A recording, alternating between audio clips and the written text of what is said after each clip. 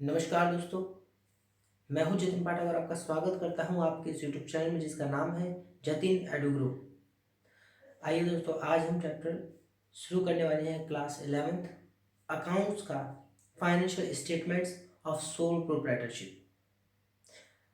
सबसे पहले हम शुरुआत करते हैं आज फाइनेंशियल स्टेटमेंट से। फाइनेंशियल स्टेटमेंट्स होता क्या है, तो मीनिंग से शुरुआत करते हैं। Financial statement means financial statements are the statements prepared at the end of the accounting period. End of the accounting period यानी कि अकाउंट जो अकाउंटिंग पीरियड होता है 31 March end of the year. Example के 31 मार्च 2021 प्रीवियस ईयर इसका end of the year रहा और starting year 1 अप्रैल 2021 इस तरीके से। और इस बार का अकाउंटिंग ईयर एंड कब होगा, तो 31 मार्च 2022 और 1 अप्रैल 2022 को इसका अकाउंटिंग ईयर स्टार्ट माना जाएगा। इस तरीके के ईयर को हम अकाउंटिंग ईयर बोलते हैं। मार्च में एंड होता है, अप्रैल में स्टार्ट होता है। ये फाइनेंशियल स्टेटमेंट वो स्टेटमेंट होती हैं जो अकाउंटिंग ईयर के एंड में बनाई जाती हैं। अकाउंट्स में आपने एक एक करके स्टेप्स लिखे हैं, यानी सीरियल वाइज काम किया है। जैसे पहले जर्नल एंट्रीज बनाई है, फिर उनको लेजर में पोस्ट किया है, यानी लेजर अकाउंट्स बनाए हैं। डिफरेंट अलग अलग हर किसी के पर्टिकुलर लेजर अकाउंट बनाए हैं। जैसे परचेज है तो परचेज का लेजर, सेल है तो सेल का लेजर, कैश है तो कैश का लेजर, इस तरीके से लेजर अकाउंट बनाए हैं। फिर उनको ट्रायल में इनपुट किया है, पोस्ट किया है। उसके बाद मेन हमारा पार्ट यहाँ से शुरू होता है फाइनेंशियल स्टेटमेंट्स का। अब ये हम end of the accounting year में प्रिपेयर करते हैं। एंड किस लिए करते हैं, क्यों? क्योंकि to determine the financial performance, ये पता करने के लिए कि हमारी फाइनेंशियल परफॉर्मेंस क्या रही।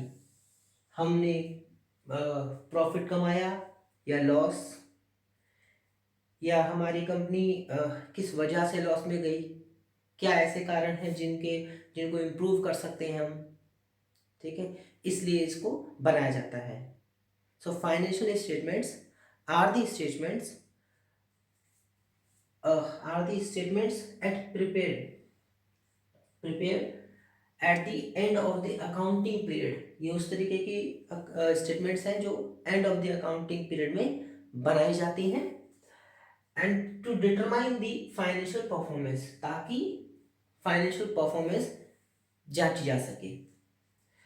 And also find the financial position of the business as on the date. साथ ही साथ फाइनेंशियल पोजीशन के बिजनेस अब कहाँ पर स्टे करता है पहले with comparison to previous year, आज प्रेजेंट में वो क्या है। बिजनेस ग्रो करा, नहीं करा, डाउन चला गया या अप चला गया, ये हमें पोजीशन का पता चल पाता है। तो देखिए, फाइनेंशियल स्टेटमेंट्स में दो चीजें आती हैं, trading and profit and loss account and balance sheet. Financial statements में जिसको भी हम फाइनल स्टेटमेंट भी के नाम से भी जानते हैं, they are also known as final statements. So first है trading and profit and loss account.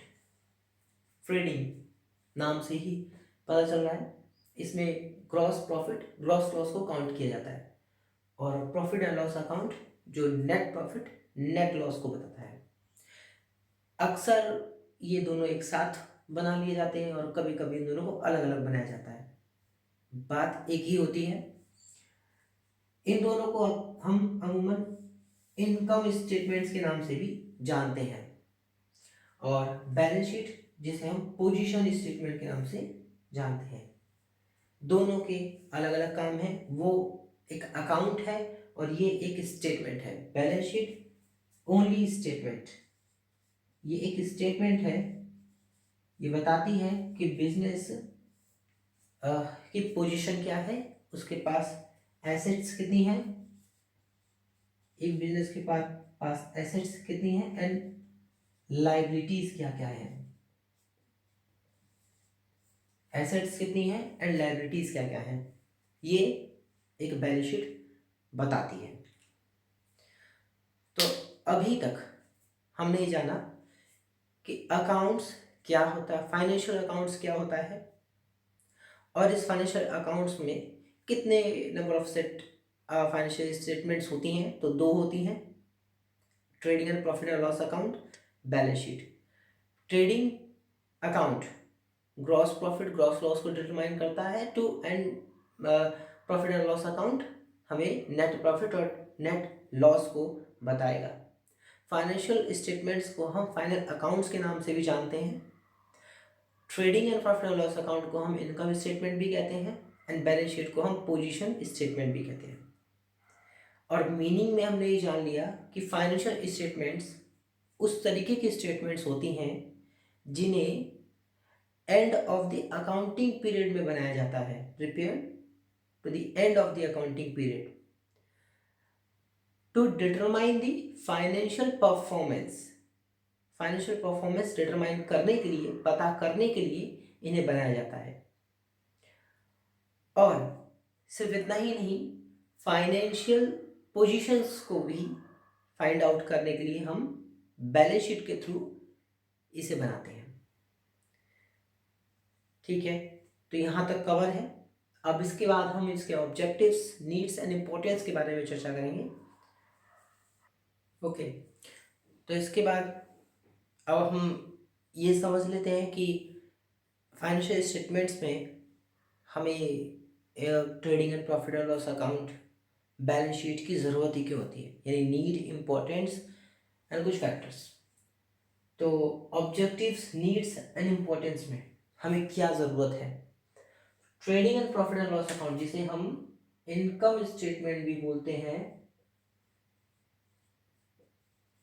Income statement,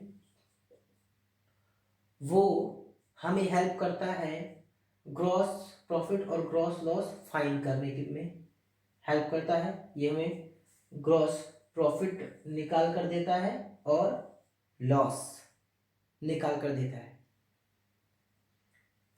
यानी आप ट्रेडिंग अकाउंट बनाते हैं तो डेबिट कॉलम में एंड क्रेडिट कॉलम में आपको डेबिट कॉलम में एक तरफ ग्रॉस प्रॉफिट मिलेगा यदि यदि जो खर्चे हैं, क्योंकि ट्रेडिंग अकाउंट में direct expense debit side and direct incomes credit side होती हैं। यदि डायरेक्ट एक्सपेंस कम है और डायरेक्ट इनकम्स ज़्यादा हैं, अभी मैं आगे कॉन्सेप्ट पे आऊँगा और बताऊँगा कि डायरेक्ट एक्सपेंस या इनकम्स क्या होती हैं। देखो, नॉर्मली इसको समझ लेते हैं, डायरेक्ट एक्सपेंस या इनकम का मतलब है जो डायरेक्टली बिजनेस में इन्वॉल्व हों। अब डायरेक्टली क्या चीज़ें इन्वॉल्व हो सकती हैं, जो बिजनेस के मैन्युफैक्चर को एक्ट करती हो, या बिजनेस का जो मैन्युफैक्चरिंग डिपार्टमेंट है या जहाँ पे चीज़ें मैन्युफैक्चर हो रही हैं उसमें डायरेक्टली इन्वॉल्व खर्चे, उसको बनाने में, रॉ मटेरियल को लाने में, रॉ मटेरियल को बनाने में, और वहाँ से फिर उसको सेल तक, यानी कि एंड प्रोडक्ट बनाने तक के लिए जो भी खर्चे इन्वॉल्व होते हैं वो डायरेक्ट एक्सपेंस कहलाते हैं। जैसे रॉ मटेरियल परचेज करके लाना, ठीक है, फिर उन रॉ मटेरियल को परचेज करने के बाद उसके लिए मशीनरी में उसका उसका यूज़ होना, उसमें उनको मिक्स करके प्रोडक्ट को, एक नया प्रोडक्ट बनाना, रॉ मटेरियल से एक नया प्रोडक्ट बनाने तक जो खर्चा हुआ वो सब इंक्लूड हो जाता है डायरेक्ट एक्सपेंस में। और जैसे ही वो एंड प्रोडक्ट तक पहुंचता है वो सब उसमें इंक्लूड होता चला जाता है, वो डायरेक्ट एक्सपेंस होता है। लेकिन एक होता है इनडायरेक्ट एक्सपेंस, जो इसको चलाने के लिए नहीं, मतलब इसमें डायरेक्टली इन्वॉल्व नहीं था वो, लेकिन फिर भी इस बिजनेस को रन करने में उसकी भी एक भूमिका थी, है ना, एक बेस था। तो इस तरीके के खर्चों को हम इनडायरेक्ट एक्सपेंस बोलते हैं। इनकम्स एंड इनडायरेक्ट इनकम्स भी कुछ ऐसी ही होती हैं। डायरेक्ट इनकम जैसे सेल किया मैंने अपना प्रोडक्ट, ये डायरेक्ट इनकम हो गई। और भी कुछ इनकम्स होती हैं जो इनडायरेक्टली होती हैं। हम उस कॉन्सेप्ट को अच्छे से समझ लेंगे। पहले ये समझ लेते हैं कि हमें trading and profit and loss account से दो चीज़ें मतलब कुछ चीज़ें पता चलती हैं या कुछ नीड्स हैं उनकी, तो उन पर ध्यान देते हैं। डिटरमाइन करता है, ये हेल्प करता है ग्रॉस प्रॉफिट ग्रॉस लॉस को बताता है। डिटरमाइन नेट प्रॉफिट और नेट लॉस, जो बिजनेस में नेट प्रॉफिट हो रहा है या नेट जो लॉस हो रहा है उसको भी ये बताता है कि नेट प्रॉफिट क्या हुआ हमारा और लॉस क्या हुआ। यहां से दिख रहा होगा। चलो, comparison with the previous year, comparison with the previous year profit, कि पिछले साल हमारा कितना प्रॉफिट हुआ कितना लॉस हुआ, इससे हम कंपेयर कर पाते हैं कि ये पिछले साल हमारी परफॉर्मेंस थी, इस साल ये परफॉर्मेंस है। Detail of expense and incomes, simple सी बात है, क्रॉस प्रॉफिट लॉस की बात होगी तो इनकम्स एंड एक्सपेंसेस की तो चर्चा होनी ही है। ये इसका फोर्थ पॉइंट। रिजर्व्स, हमारे पास क्या बचा, रिजर्व्स के कितने हैं हमारे पास, ये भी एक फैक्ट है। फिर अकाउंटिंग रेशियो, लिक्विडिटी रेशियो और भी रेशियो होते हैं, उस डिवाइड में उसको निकाल लिया जाता है। ये चीज़ें हैं जो बताती है trading and profit and loss account. Profits, net profits previous year से कंपेयर कर सकते हैं हम आप अपनी सिचुएशन को, अपनी परफॉर्मेंस को। और वही बैलेंस शीट जो कि एक पोजीशन स्टेटमेंट कहलाती है,